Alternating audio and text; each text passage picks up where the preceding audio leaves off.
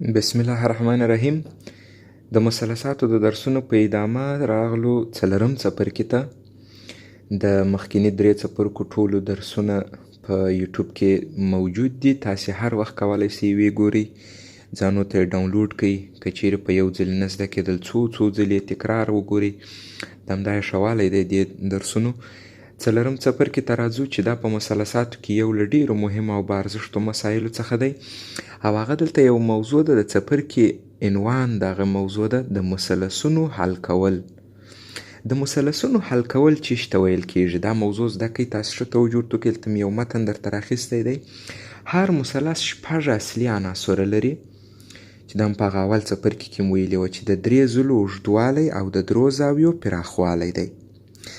یعنې که چیرې زه زاویه په انګلیسي کې ورته انګل وایي، زه دا په ای باندې ښکاره کړم، او زله چې په انګلیسي کې ورته ساید وایي، که زه دا په اس ښکاره کړم، نو په هر مثلث کې درې دانې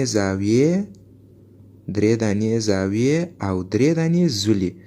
دې ته ویل کېږي اصلي عناصر. د درو زاویو پراخوالی او د درو زولو اوږدوالی، دې ته اصلي عناصر وایي. اوس یې څه خبره تاسو ته کړې ده؟ که چیرې له دې شپږو عناصرو څخه درې معلوم وي، دغه شپږ دانې په یو مثلث کې د درو دانو قیمتونه یې تاسو ته درکړي، خو داسې چې ټولې زاویې نه وي. یعنې په شپږو کې د درې عناصر قیمت معلوم وي، خو دغه کم درې دانې چې معلوم دي، تاسو ته قیمتونه درکړي دي، هغه درې سره زاویې نه وي. دوې زاویې مشکل نه لري، هیڅ زاویه نه هم مشکل نه لري، یوه زاویه هم مشکل نه لري، خو درې سره د زاویې نه وي.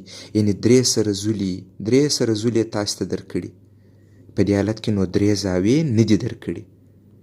دوه دانې زولي درکړي دي، یوه زاویه، نو په دا حالت کې یوه زوله او دوې زاویې بیا نه دي راکړي. یا د مثال په ډول باندې یوه زوله یې درکړې ده، دوې دانې زاویې، نو په دې حالت کې بیا دوې دانې زولي و، یوه زاویه نه ده راکړې. یعنې درې دانې معلوم وي، درې چې شي معلوم وي، یا درې سره زولي، یا دوې زولي یوه زاویه، یا یوه زوله دوې زاویې. کله چې دا درې معلوم وي، د پاته درو پیدا کولو ته وایي د مثلث حل کول. خو دې کې چې د مثلث د حل کولو په مطلب پوه سوي یاست. د مثلث حل کول یعنې څه؟ یعنې د شپږو اصلي عناصرو څخه کله چې درې معلوم وي، پاته درې پیدا کول. خو شرط دا دی چې درې معلومې باید درې سره زاویې نه وي، ځکه په درو زاویو مشخص کیږي نه یو مثلث. مثال کېدای شي یو کوچنی مثلث ولرو، یوه زاویه 90، یوه زاویه 80، بله زاویه 10. کېدای شي یو غټ مثلث ولرو چې یوه زاویه 90، بله زاویه 80، بله زاویه 10. نو د درو زاویو په ورکولو سره دا نسو مشخص چې دی د کوم مثلث په هکله خبرې کوي، ځکه مو ویلي درې سره زاویې نه وي. نو د مثلثونو حل کول یعنې د اصلي عناصرو پیدا کول د ورکړل شوي اصلي عناصرو د قیمتونو له مخې. ښه، څنګه کولی شو مثلثونه حل کو؟ مثلثونه حل کول یعنې دغه اصلي عناصر پیدا کول. څنګه حل کوای شو مثلثونه؟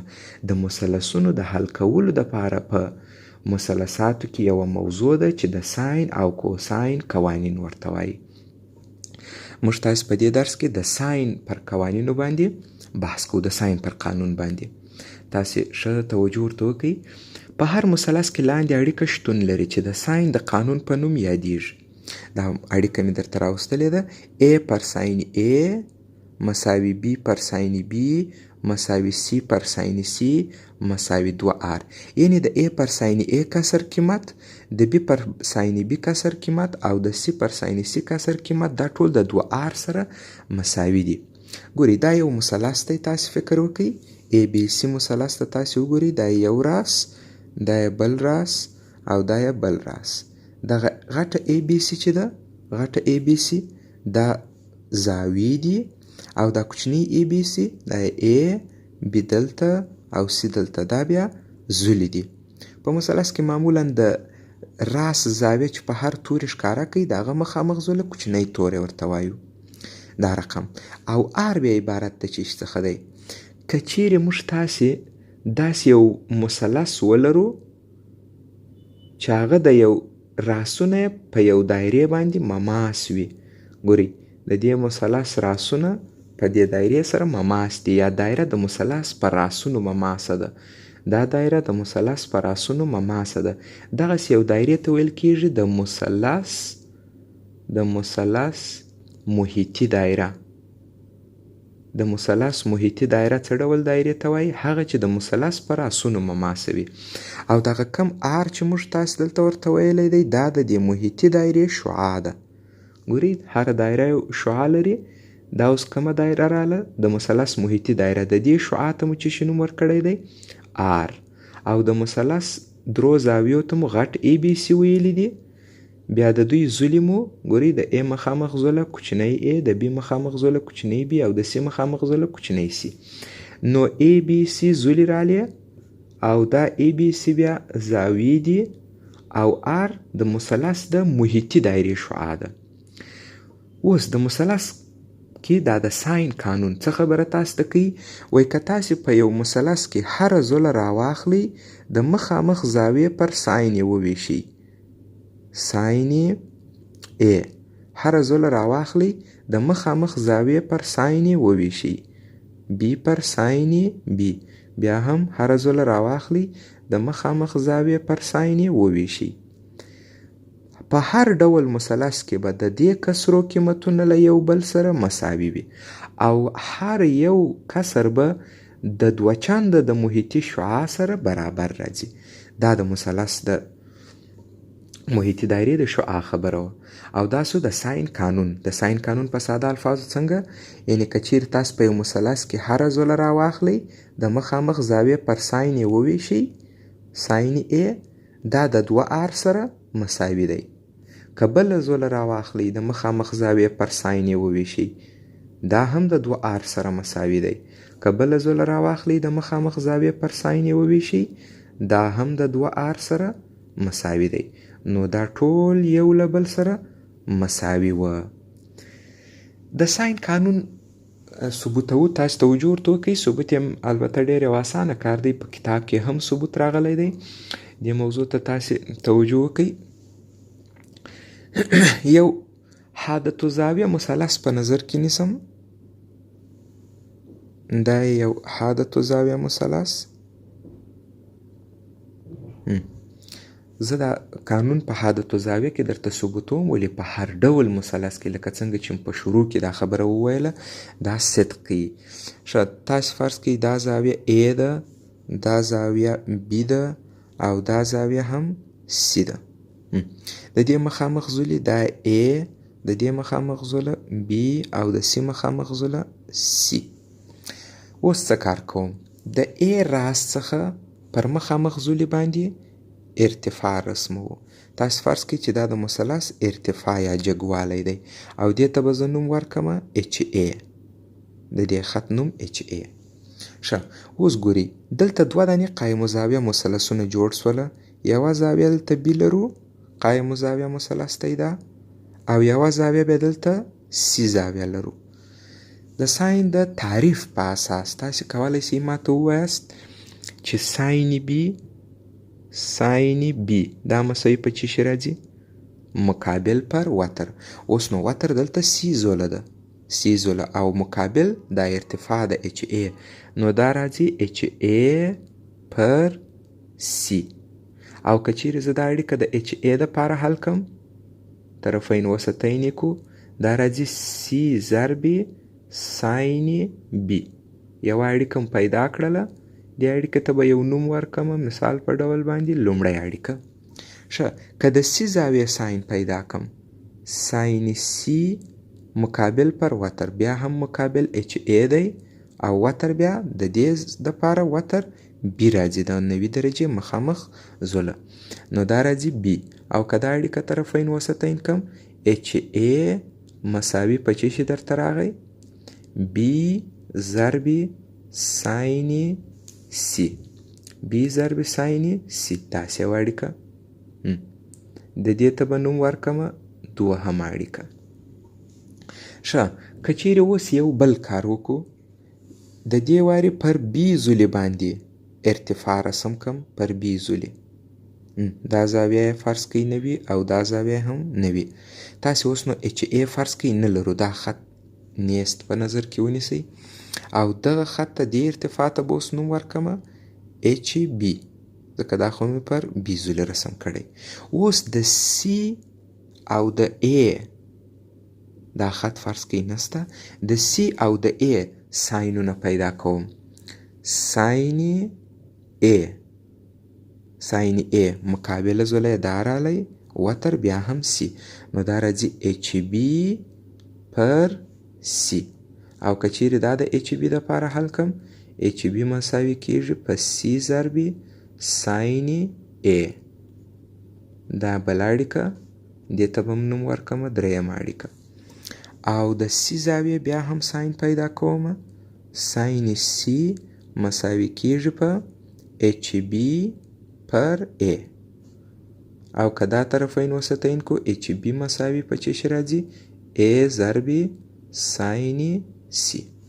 داسې یو شکل. او دې ته به نوم ورکړمه څلرمه اړیکه. ښه، تاسې اوس دې ته توجه وکئ. په لومړی او دوهمه اړیکه کې، په دې دوه اړیکو کې چپ طرف مساوي دی، یعنی یو طرف مساوي دی، نو بل طرف یې باید مساوي وي. نو د دې ځای څخه مو چې شي ترلاسه کوئ سی ضرب ساین بی مساوي دی په بی ضرب ساین سی. داسې یو شی.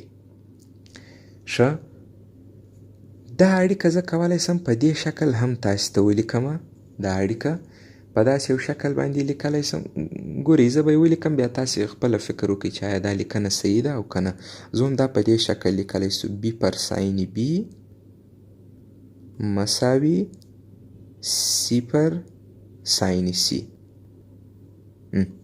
تاسې وایست که طرفین وسطین کو، دا بی به ضرب سی په ساین سی کې، بی ساین سی دا شی ورکوي، او دا سی به ضرب سی په ساین بی کې، سی ساین بی دا. او بالکل دا خو لیکای سو په دې شکل.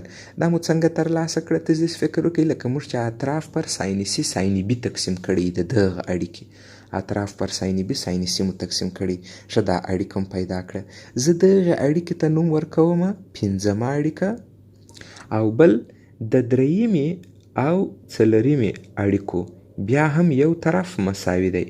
تاسې وګورئ دا یو طرف د دواړو اچ بی دی، نو چې یو طرف یې مساوي دی بل طرف یې هم مساوي وضع کولی سو، چې بل طرف یې سی ساین ای دا مساوي دی په ای ساین سی. دا هم سره مساوي سو.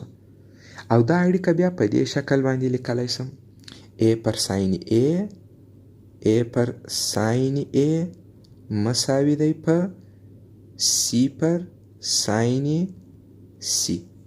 په دې شکل کې طرفین وسطین کې بیرته درکوي. او د دې اړیکې نوم یې ږدمه شپږمه.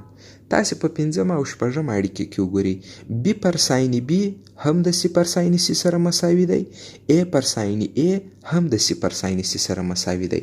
نو بالاخره پایله دا راله چې دا درې کسرونه چې موږ تاسې پیدا کړي دي، دا درې سره کسرونه یو له بل سره برابر دي، چې عبارت دی د ای پر ساین ای، بی پر ساین بی او سی پر ساین سی. بی پر ساین بی او سی پر ساین سی. او دا کم اړیکه چې موږ تاسې لاسته راوړې ده، د دغه اړیکې نوم په مثلثاتو کې دی د ساین قانون. دې ته د ساین قانون وایي. ښه، دا د ساین قانون سو. د ساین قانون په ښه توګه داسې یعنې په یاد وکئ. دا رقم یې تاسې باید حفظ کړئ. د ساین قانون که چیرې موږ یو مثلث ولرو، په دې مثلث کې هره زوله چې راواخلو، که چیرې موږ یو مثلث ولرو، په دې مثلث کې چې هره زوله راواخلو او د مخامخ زاویې پر ساین یې وویشو، نو دا کم کسر چې لاسته راځي دا په ټول مثلث کې ثابت پاتې کیږي. یعنې په دې مثلث کې که زه ای زوله راواخلم، د مخامخ زاویې چې ای د دې پر ساین یې وویشم، او یا بی زوله راواخلم مخامخ زاویې بی د دې پر ساین یې وویشم، او یا مخامخ زوله راواخلم سی د سی پر ساین یې وویشم، دا به ټول یو له بل سره مساوي وي او دا به ټول مساوي په 2r وي. دا اړیکه تاسې په دې شکل باندې زده کړئ. راځم دلته د ساين د قانون معادلې بڼې. د ساين قانون معمولا په کانکور کې د سوالونه هم لرو. تاسو ته وایي په لاندې جوابونو کې د ساين قانون په نښه کړئ. نو ښه دی چې تاسو د ساين د قانون په ټولو معادل شکلو باندې بلد اوسئ. زه دلته درته کارومه a پر ساين a. موږ خو اوس فعلا په د عمومي باڼه باندې بلد یو. b پر ساين b او مساوي c پر ساين c مساوي په 2r. موږ په دې شکل باندې بلد یو. تاسو یو خو دا خبره زده کړئ چې په دې کې هر کسر په تنهایی د 2r سره مساوي دی. a پر ساين a دا هم مساوي 2r کېدای شي. یعنی دا اړیکه چې په همدغه شکل ولیکل تر همدغه ځای پورې دې ته هم کولی شي تاسو د ساين قانون ووایاست. د ساين قانون په دومره شکل باندې هم لیکای شو. او b پر ساين b b پر ساين b دا هم د 2r سره مساوي دی. هم دومره اندازه چې مو دا اړیکه لیکلې بس دا هم د ساين قانون کېدای شي. او c پر ساين c c پر ساين c دا هم د 2r سره مساوي دی. دا یو معادل شکل کېدای شي څوک تاسو ته د ساين قانون په دومره شکل درته ونه لیکي داسې مساوات عمومي شکل یې دومره لنډ لنډ یې درته ولیکي دا هم صحیح ده. دوهم تاسو کولی شئ د ساين د قانون څخه 2 دانې کسرونه یوازې سره انتخاب کړئ. a پر ساين a مساوي b پر ساين b دا هم عبارت د چیش څخه دی ساين قانون. او که چیرې زه دا د طرفین وسطین په شکل درته ولیکم a ساين b چې دغه شکل یې بیا کانکور کې هم درته راغلی و او b ساين a دا کم مساوات چې اوس ما تاسو ته پیدا کړه دې ته هم کولی شو موږ تاسې د ساين قانون ووایو. یا هم دا کولی شي په دې شکل ولیکئ a ساين b دا بل دې طرف ته د مساواتو راولي منفي b ساين a مساوي په 0 دې ته هم د ساين قانون ویلی شو. ګوري دا حفظوي مه که هر کله ضرورت سي دا د دې عمومي شکل څخه کار ور باندې وکړئ. لکه یو سوال چې حلوي دومره وخت مو نیسي داسې کار ور باندې کولی شئ. او بل دریم ډیر شکلونه یې جوړولی شو. زه تاسو ته ځینې مشهور وایم a پر ساين a پر ساين a مساوي b پر ساين b. موږ تاسو په تناسب کې یو خاصیت لرو وایي چې کولی شو د طرف او د وسط ځایونه بدل کړي. که چیرې زه د دې او د دې ځایونه سره تبدیل کم نو داسې یو شکل لاسته راځي a پر b مساوي ساين a پر ساين b. دا کم مساوات چې مې اوس تاسو ته جوړ کړئ دا هم د ساين قانون دی چې دا شکل یې بیا هم په کانکور کې راغلی و. یعنی که چا کار نه پر کړی پر معادلو شکلونو تاسو ګورئ دا رقم شکلونه معمولا څوک نه ورته متوجه کیږي. او که 4 جوابونه ټول دې ته ورته شکلونه ولري نو حتما یې ګډوډ کوو. هغه اصلي شکل یې لاسته نسو راوړلی تر څو چې دا په دې شکل باندې کار نه کوو. ښه دا و د معادل شکلونو موضوع. یو مثال هم دلته لرو په دې مثال باندې به هم کار وکړو. تاسې توجه ورته وکړئ. شکل ته په پاملرنې سره د b زولي اوږدوالی پیدا کړئ. یو مثلث دی. په دې مثلث کې تاسو ته ویلي د b زولي اوږدوالی پیدا کړئ. ما تاسو ته ویلي د ساين قانون چې مو کله نور استفاده کوئ څنګه یې کار کوئ و هره زوله د مخامخ زاویې پر ساين مساوي کیږي هره زوله د مخامخ زاویې پر ساين.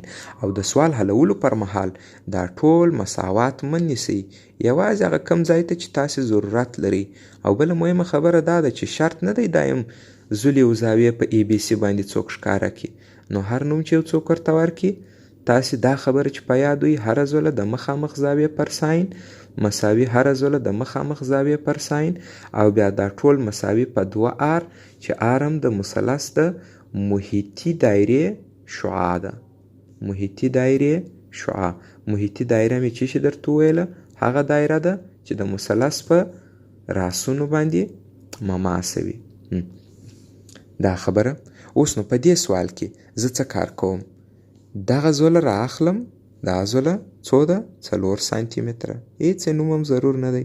د مخامخ زاویې پر ساين د دې مخامخ زاویې څو ده؟ 10 درجې. نو دا لیکم ساين 30 درجې مساوي ده هره زوله دا زوله راخم چې دا څومره ده بي د مخامخ زاویې پر ساین مخامخ زاویه د دې 45 درجې سایني 45 نو وینئ په دې شکل باندې د ساین قانون که وکاروئ ډېر اسانه.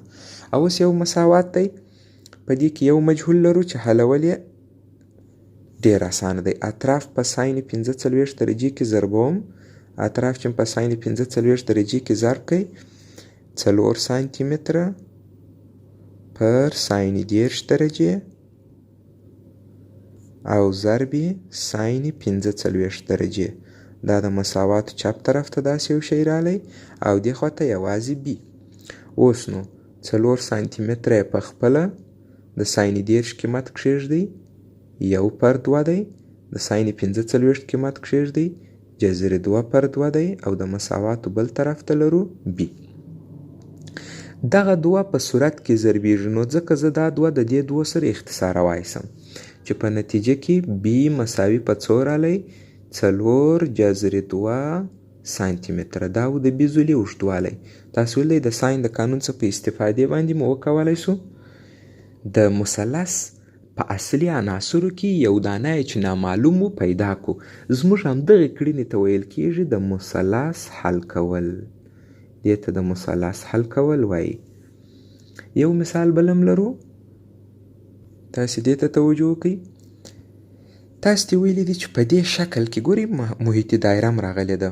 اوډي د محیطي دایرې شعاع ده او دا د اوډي قیمت یې ویلي 5 سانتي متره دی. وینئ اوډي د دې قیمت یې 5 سانتي متره درته ویلی او بل بي سي زوله د بي څخه تر سي پورې دا زوله چې دا د کومې زاویې مخامخ زوله راځي د A نو دا هم تاسو ته ویلی دی بي سي دا هم تاسو ته ویلی دی چې څومره دی 6 البته واحدات نو د ټولو سانتي متر راځي.